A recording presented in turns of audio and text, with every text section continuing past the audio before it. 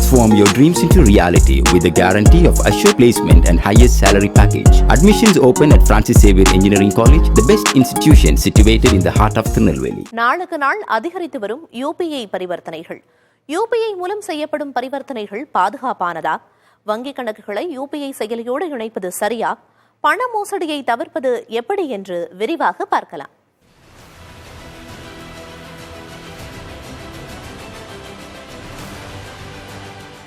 Digital பரிவர்த்தனையை மத்திய அரசு ஊக்குவித்து வருவதை பிரதிபலிக்கும் வகையில் 2016 ஆண்டு ஏப்ரலில்தான் யூனிஃபைடு பேமெண்ட்ஸ் இன்டர்ஃபேஸ் எனப்படும் UPI பரிவர்த்தனையை மத்திய ரிசர்வ் வங்கி அறிமுகம் செய்தது. இந்திய தேசிய கொடுப்பனவு கழகத்தின் கீழ் செயல்படும் UPI மூலம் மிகச்சிறிய தொகையை கூட அனுப்ப முடியும்.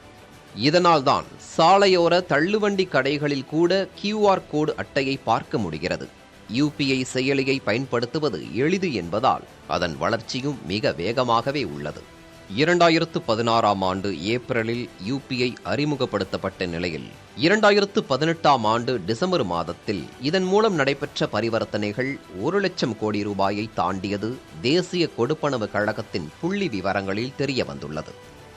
பரிவர்த்தனை மதிப்பு 5 லட்சம் கோடியை தாண்டியது 2021 ஆண்டு மே மாதத்தில்தான். 2022 ஆண்டு மே மாதத்தில் UPI மூலம் பரிவர்த்தனை செய்யப்பட்ட தொகை எவ்வளவு தெரியுமா? 10 லட்சம் கோடி ரூபாய். 2023 ஆண்டு ஜூன் மாதத்தில் இதன் மூலம் பரிவர்த்தனை 15 லட்சம் கோடி ரூபாயை தாண்டிய நிலையில் சென்ற ஏப்ரல் மாதத்தில் 19,64,000 கோடி ரூபாய் மதிப்பில் பரிவர்த்தனை நடைபெற்று இருக்கிறது. UPI பயன்பாடு அதிகரிக்கும் அதே வேளையில் இதனை வைத்து மோசடிகளும் அதிகரித்த வண்ணமே உள்ளது. UPI செயலியை பாதுகாப்பாக பயன்படுத்துவது எப்படி என கூறுகிறார் சைபர் கிரைம் வழக்குகளை கையாளும் வழக்கறிஞர் கார்த்திகேயன். வரைக்கும் மினிமம் ஒரு 2 சேவிங்ஸ் அக்கௌண்ட்டாவது நீங்கள் மெயின்டைன் பண்ணுங்கள். ஸோ அதில் ஒரு சேவிங்ஸ் அக்கௌண்ட்டில் உங்கள் டே டு டே ட்ரான்சாக்ஷன்ஸ்க்கு இப்போ நீங்கள் ஆன்லைனில் பர்ச்சேஸ் பண்ணுறீங்க, ஒரு பொருள் பர்ச்சேஸ் பண்ணுறீங்க, இல்லை ஆன்லைன் ட்ரான்சாக்ஷன்ஸ்லாம் பண்ணுறீங்க அப்படின்னும் போது அதுக்கான ஒரு சேவிங்ஸ் அக்கௌண்ட் வச்சுக்கோங்க. அதில் ஒரு மினிமம் மட்டும் வச்சுக்கோங்க. அதுக்கு நீங்கள் டெபிட் கார்டு வாங்கிக்கோங்க, இந்த இன்டர்நெட் பேங்கிங் வாங்கிக்கோங்க, மொபைல் பேங்கிங் வாங்கிக்கோங்க, UPI ஆக்டிவேட் பண்ணிக்கோங்க, எல்லாமே பண்ணிக்கோங்க. இந்த ட்ரான்சாக்ஷன்ஸ் எல்லாம் பண்ணிக்கோங்க. இன்னொரு பேங்க் அக்கௌண்ட் ஓப்பன் பண்ணி அது உங்கள் சேவிங்ஸ்க்காக வச்சுக்கோங்க. அதில் இது எதுவுமே ஆக்டிவேட் பண்ணாதீங்க. இன்னும் அது டெபிட் கார்டு வாங்காதீங்க, internet banking, mobile banking, UPI activation எதுவுமே பண்ணாதீங்க. ஸோ உங்கள் சேவிங்ஸ் எல்லாம் அதில் இருக்கும். ஏன்னா பிகாஸ் டெக்னாலஜி அப்படின்றது 100% சேஃப்னு யாராலையும் சொல்ல முடியாது, யாராலையும் கேரண்டியாக கொடுக்க முடியாது. ஸோ அதனால் பார்த்தீங்க அப்படின்னா ஹவவர் இந்த டெக்னாலஜியை ஸ்கிப் பண்ணிவிட்டு நம்மளால் வாழ முடியாது. UPI செயலியை பயன்படுத்துபவர்கள் பணம் அனுப்ப மட்டுமே பின் நம்பரை பயன்படுத்த வேண்டும். நமக்கு பணம் வருகிறது என்றால் பின் நம்பர் தேவையில்லை.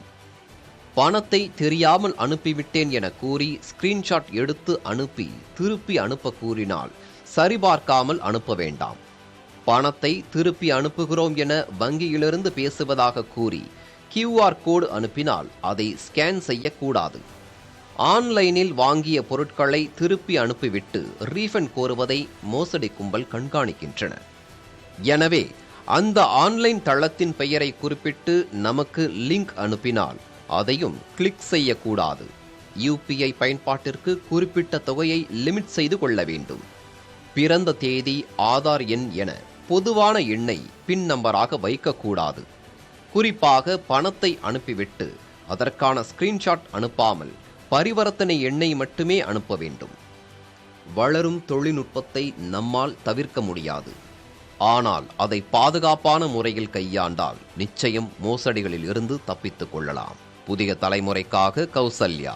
Transform your dreams into reality with the guarantee of assured placement and highest salary package. Admissions open at Francis Xavier Engineering College, the best institution situated in the heart of Tirunelveli.